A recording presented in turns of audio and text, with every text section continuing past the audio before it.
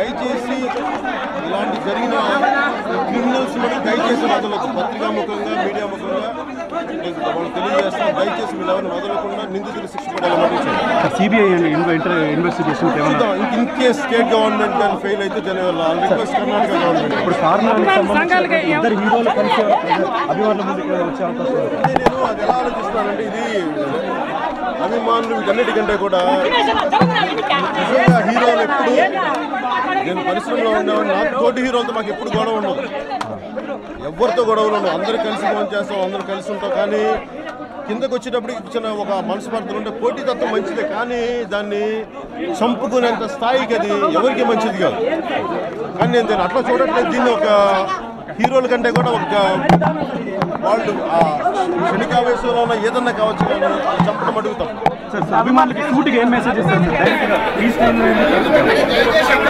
మీరు అభిమానించిన నేననే కాదు, ఏ హీరో అయినా అభిమానించిన వరకు మంచిదే, కానీ అభిమానాన్ని మితిమీరిన స్థాయికి మటుకు తీసుకెళ్లి దాన్ని హింసకు దారి తీయకుండా చూసుకోండి.